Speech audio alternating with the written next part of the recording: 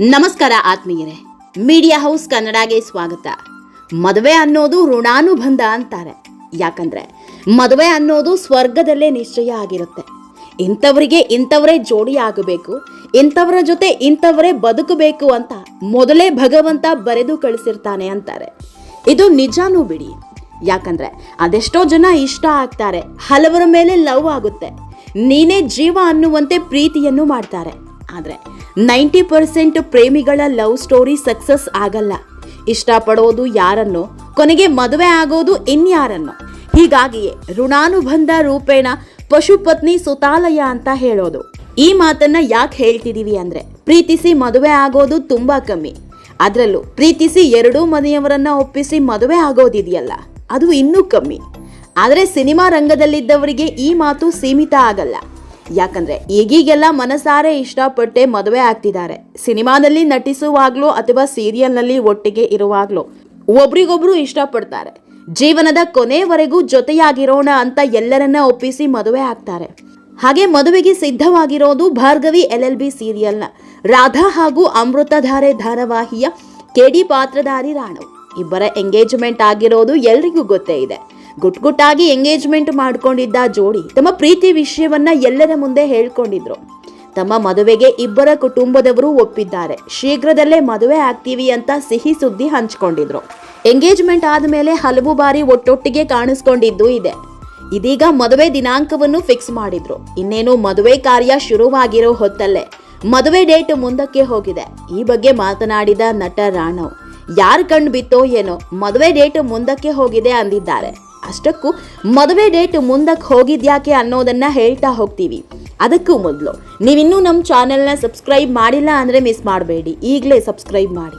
ಈ ವಿಡಿಯೋನ ಕೊನೆವರೆಗೂ ನೋಡಿ, ನಿಮ್ಮ ಅನಿಸಿಕೆಗಳನ್ನು ಕಾಮೆಂಟ್ ಮಾಡಿ. ಆತ್ಮೀಯರೇ, ತಮ್ಮ ಮದುವೆ ಬಗ್ಗೆ ಪ್ರಶ್ನೆ ಎತ್ತುತ್ತಾ ಇದ್ದಂತೆ ರಾಣವ್ ಹೇಳಿದ ಮಾತೊಂದೇ, ಯಾರ ಕಣ್ಣು ಬಿತ್ತೋ ಏನೋ ನಮ್ಮ ಮದುವೆ ದಿನಾಂಕ ಮುಂದಕ್ಕೆ ಹೋಗಿದೆ ಅಂತ.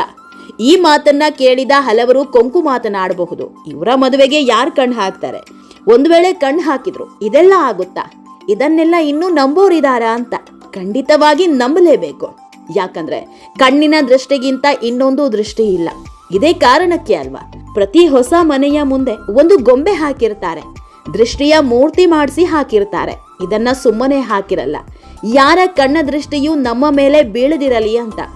ಯಾಕಂದ್ರೆ ಮನುಷ್ಯನ ಕೆಟ್ಟ ಕಣ್ಣಿಗಿಂತ ಇನ್ನೊಂದು ಅಪಾಯ ಇಲ್ಲ. ಇದನ್ನ ನಂಬೋದು ಬಿಡೋದು ಅವರವರಿಗೆ ಬಿಟ್ಟಿದ್ದು.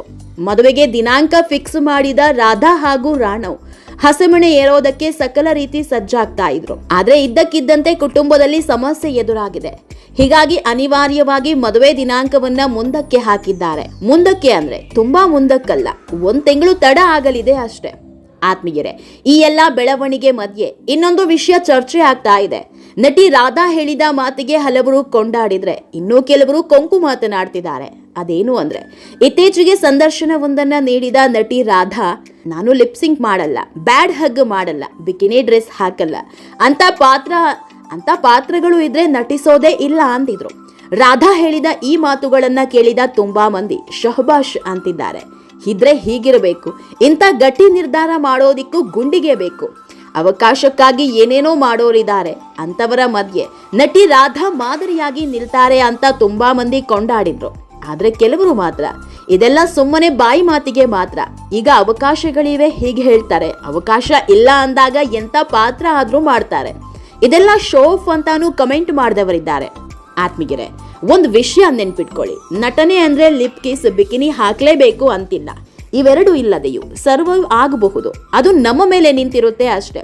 ರಾಧಾ ತುಂಬಾ ಕಷ್ಟದಿಂದ ಬೆಳೆದು ಬಂದ ಹೆಣ್ಣುಮಗಳು, ಜೀವನದಲ್ಲಿ ಹೀಗೆ ಇರಬೇಕು ಅಂತ ಗುರಿ ಇಟ್ಕೊಂಡಿರೋರು.